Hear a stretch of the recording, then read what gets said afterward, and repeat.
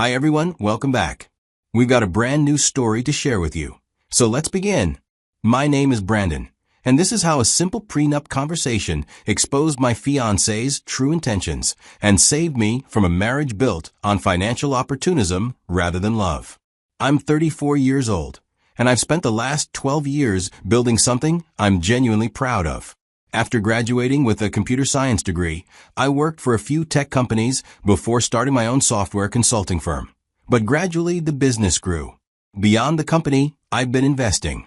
I own a diversified stock portfolio and recently purchased some land and was waiting for the city's permit to build a 4-bedroom house, where my fiancée and I plan to live after our wedding. By most measures, I was within the lines of achieving the American dream through hard work and smart decisions. I met Josephine 3 years ago at a networking event for young professionals. She was working for a mid-sized advertising agency, and we struck up a conversation about some random thing that kept us talking for a long while. Josephine was beautiful, articulate, and seemed like a genuinely interesting person. By the end of the event, I knew I wanted to meet with her again, so I exchanged contact details with her. We continued our conversation online when I left some messages for her that night. Our early dates felt natural and balanced. Josephine had her own career, her own apartment, her own social circle.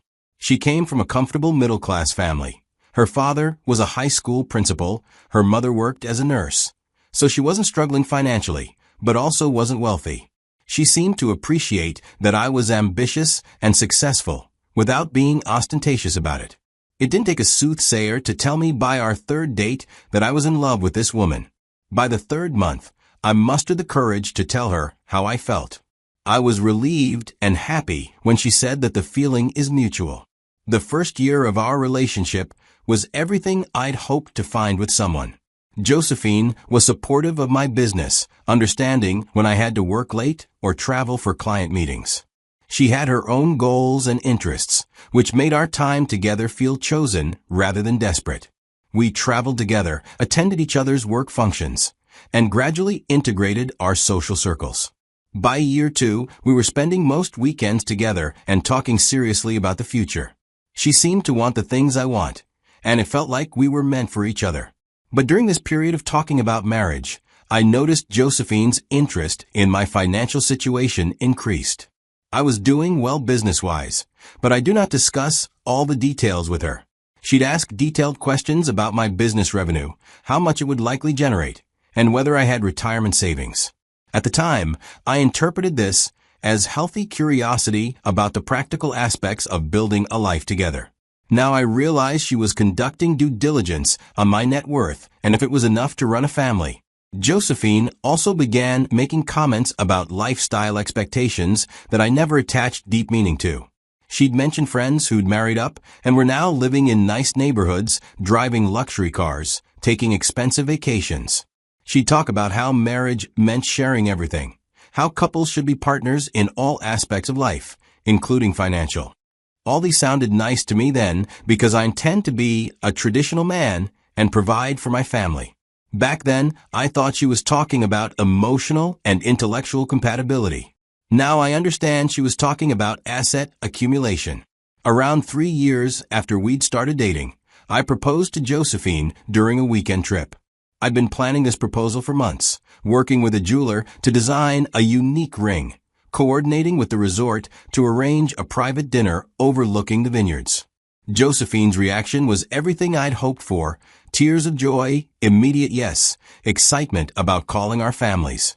The engagement period felt like the natural culmination of everything we'd been building together.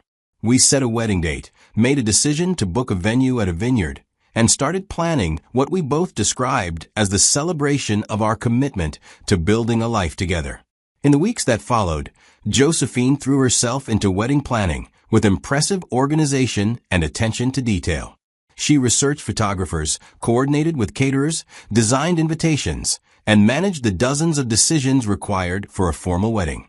She seemed genuinely excited about the marriage itself, not just the party, talking about our future home, potential travel plans, and even names for future children. It was during this planning period that I purchased the land where we planned to build a 4-bedroom house after the wedding. It was going to be a significant upgrade from both of our current living situations. 4 bedrooms, 3 bathrooms, a large kitchen Josephine had specifically requested, and a home office where I could work while I was home. The venue for the wedding was finally booked as we finalized on the wedding date. Invitations were ordered and addressed. Josephine's dress was purchased and fitted. We were 3 months away from what I expected to be the beginning of our married life together. Everything seemed to be progressing exactly as planned. The conversation that changed everything happened on a Friday evening. Josephine had come over for the weekend, and we'd just finished dinner on my patio, enjoying a bottle of wine and discussing final wedding details. The mood was relaxed and intimate, and I thought it was the perfect time to bring up a practical matter I'd been considering. I mentioned that my lawyer had recommended we consider a prenuptial agreement, framing it as protection for both of us. I explained that since I owned a business and investment properties, a prenup would clarify how assets would be handled if anything ever happened to our marriage. I emphasized that it was standard practice for people with significant assets, nothing personal about our relationship specifically. Josephine's reaction was immediate and intense. Her entire demeanor changed from relaxed and affectionate to defensive and angry. She asked why I was even thinking about divorce before we were married, whether I was having second thoughts about our relationship, and if I was planning to leave her after we got married. When I tried to explain that prenups were simply good financial planning, like having insurance or writing a will, Josephine became more emotional. She said that asking for a prenup proved I didn't trust her, that real love meant being willing to share everything without legal protection. She accused me of treating our marriage like a business transaction rather than a romantic commitment. The phrase that stopped me cold was when Josephine said, "I'm not signing a prenup. You should trust me." She made it sound like my request was evidence of a character deficiency rather than basic financial prudence. I remained calm during this conversation, reassuring Josephine that I did trust her and that the prenup was about protecting us both, not about expecting our marriage to fail. But her defensiveness and the intensity of her reaction planted a seed of doubt that I couldn't ignore. The evening was effectively ruined. Josephine became withdrawn and cold, going to bed early without the affection that usually characterized our time together. I stayed up thinking about her reaction, trying to understand why someone who genuinely loved me would be so opposed to a legal arrangement that protected both of our interests. The more I replayed the conversation we had earlier that day, the more confused I was. She is intelligent enough to know how prenups work, but she's acting like it was a tool I intend to use against her. That night, I realized that Josephine's reaction didn't sound like someone who wanted to protect our love from legal complications. It sounded like someone who wanted to maintain access to my assets without legal restrictions. Someone who saw a prenup as an obstacle to her financial security rather than protection for our relationship. Over the weekend, Josephine remained distant and occasionally made passive-aggressive comments about trust and commitment. When she left Sunday evening, the tension between us was obvious. She said she needed time to think about whether she wanted to marry someone who didn't trust her enough to share everything unconditionally. The following Monday, I called my lawyer to discuss the situation. Beyond prenuptial agreements, he explained another option that some clients had used when they wanted to test a partner's motivations, temporarily transferring assets to family members' names. The strategy was straightforward. If Josephine was genuinely marrying me for love rather than financial security, then my net worth shouldn't matter to her decision. If she was motivated by access to my assets, then removing those assets would reveal her true priorities. My lawyer explained that I could legally transfer ownership of my business shares, investment properties, and savings accounts to my mother's name. The transfers would be legitimate and binding, but could be structured with terms that allowed me to reclaim ownership after a specified period. From a legal standpoint, I would temporarily own nothing of significant value. The more I thought about this approach, the more it seemed like the perfect test of Josephine's sincerity. If she truly loved me, regardless of my financial situation, then marrying someone who technically owned nothing shouldn't be a problem. If her opposition to the prenup was motivated by a desire for asset access, then this arrangement would expose that motivation clearly. I discussed the plan with my mother, who was surprisingly supportive. She said she'd observed enough relationships over her 62 years to know that money often brought out people's true character, and that it was better to discover Josephine's real priorities before marriage rather than during a divorce. Over the next 2 weeks, my lawyer prepared the paperwork for transferring all significant assets to my mother's legal ownership. The business shares, properties, investment accounts, even my savings, everything went into her name with documentation that established the temporary nature of the arrangement. The process was more complex than I'd expected, requiring notarized documents, title transfers, and coordination with my business accountant to ensure everything was legally airtight. But within 2 weeks, I technically owned almost nothing beyond my personal belongings and checking account. I called Josephine and told her I wanted to schedule a meeting where my lawyer could explain something important about our prenup discussion. I said I'd found a solution that might address her concerns about trust and asset protection. Josephine agreed to meet, probably expecting that I was going to withdraw the prenup request. The meeting was scheduled for a Thursday evening at my lawyer's office. Josephine arrived expecting to discuss wedding planning logistics or perhaps my decision to abandon the prenup idea. Instead, my lawyer presented her with documentation explaining that all my significant assets had been transferred to my mother's legal ownership. As Josephine read through the papers, I watched her face change from confusion to disbelief. She looked up from the documents and asked what this meant for our marriage, for the house we'd planned to live in, for our financial future together. I explained calmly that since she'd said a prenup was unnecessary if I trusted her, and since she didn't want legal protection of assets, I'd removed the assets from the equation entirely. Now, we could marry purely for love, without any financial considerations complicating our relationship.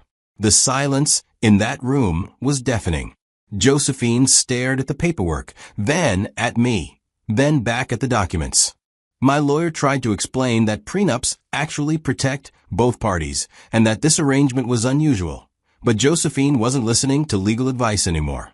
At first, Josephine laughed nervously, probably thinking this was an elaborate bluff designed to pressure her into signing a prenup. When she realized the asset transfers were genuine and legally binding, her questions revealed everything I needed to know about her priorities. She expressed concern about my mother's age and what would happen to the assets if something happened to her health. Every question Josephine asked focused on financial security, lifestyle maintenance, and asset access. Not once did she express happiness that we could now marry without legal complications. Not once did she say that my net worth didn't matter to her feelings. Not once did she suggest that this proved we could build a life together based purely on love. Instead, she became increasingly agitated as she realized that marrying me would no longer provide the financial advancement she'd been expecting. The woman who'd accused me of not trusting her was now panicking about the prospect of marrying someone who couldn't support the lifestyle she'd been planning. After about 20 minutes of questions that revealed her true motivations, I thanked Josephine for her honesty. I told her that this arrangement would allow us to marry for love only, without any financial considerations influencing our decision. I said I was excited that we could now build our relationship on the foundation she'd claimed to want, pure emotional commitment without material complications. Josephine sat frozen, probably realizing that her opposition to the prenup had trapped her in exactly the situation she'd been trying to avoid. She couldn't express disappointment about my reduced net worth without admitting that financial security had been motivating her marriage decision. She couldn't demand access to assets while claiming that money didn't matter to her. After several more minutes of uncomfortable silence, Josephine stood up and said she needed time to process this information. She left the lawyer's office without scheduling another meeting or discussing next steps for our relationship. Over the following week, Josephine's true priorities became undeniably clear. She stopped initiating contact, became distant during our conversations, and seemed to be reconsidering our entire relationship. When I'd suggest wedding planning activities or discuss our future together, she'd make excuses about needing more time to think. 2 weeks after the lawyer meeting, Josephine asked to meet for coffee. She came prepared with a speech about how my asset transfer had fundamentally changed our relationship dynamic. She said that marrying someone who owned nothing felt like too much financial risk, that she needed security and stability in a partnership. Josephine tried to frame her decision as being about trust and communication rather than money, but her reasoning was transparently focused on financial concerns. She said she couldn't marry someone who'd made such a drastic decision without consulting her, someone who'd prioritized his mother's interests over their shared future. The engagement was over. Josephine returned the ring and said she needed to focus on her own financial independence rather than building a life with someone whose assets were controlled by family members. She made it sound like a mature decision about compatibility rather than an admission that she'd been planning to marry me for money. Behind the scenes, mutual friends later told me that Josephine had been more direct about her reasoning. She'd admitted to several people that she couldn't marry a man who technically owned nothing, that she'd expected marriage to improve her financial situation, and that the asset transfer had eliminated the primary benefit she'd been seeking. I spent the following month canceling wedding arrangements, returning deposits, and notifying guests that the marriage was off. Josephine and I agreed to tell people that we'd realized we weren't compatible rather than explaining the financial test that had revealed her true motivations. The legal time frame for the asset transfer was 6 months, after which ownership would automatically revert to me unless renewed. 3 months after Josephine ended our engagement, my lawyer initiated the process of returning all properties, business shares, and investments to my name. By the time our original wedding date arrived in October, I owned everything I'd built again, but I was single and relieved rather than married and potentially being taken advantage of. The temporary asset transfer had cost me some legal fees and administrative hassle, but it had saved me from a lifetime with someone who valued my portfolio more than my person. Looking back, I realized that Josephine's reaction to the prenup conversation had been the real revelation. Someone who genuinely loved me would have been willing to sign a reasonable legal protection for both of us. Someone who saw marriage as an emotional commitment rather than a financial transaction would have understood that prenups protect relationships rather than threatening them. The asset transfer test had simply confirmed what Josephine's initial reaction had already revealed, that she was more interested in marrying my financial security than marrying me. Her inability to proceed with marriage when I temporarily owned nothing proved that her commitment had been conditional on asset access rather than genuine affection. Today, I'm grateful for the lawyer's creative solution and my mother's willingness to help protect my interests. The temporary inconvenience of not owning my assets was a small price to pay for discovering Josephine's true character before we were legally bound together. The prenup conversation will definitely happen earlier in future relationships, and I'll pay close attention to how it's received. Someone who truly loves you won't be threatened by legal protection for both parties. Someone who sees marriage as a partnership rather than a financial advancement opportunity will understand that prenups protect the relationship rather than undermining it. Josephine taught me that money really does reveal character. And sometimes the most expensive tests are the ones you don't take. The cost of discovering someone's true motivations before marriage is infinitely smaller than the cost of discovering them during a divorce. If you're in a relationship where discussions of financial protection are met with emotional manipulation, where your partner seems more interested in your assets than your character, where marriage is framed as unconditional sharing rather than mutual respect, pay attention to those red flags. Real love doesn't require you to make yourself financially vulnerable to prove your commitment. Real partnership includes respect for both people's interests and protection for both people's contributions. And real character reveals itself when the stakes are high and the choices matter. I dodged a bullet, and I'm grateful for the lesson. Sometimes the best marriages are the ones that never happen. Thank you for watching. Let me know what you would have done if you were in my shoes.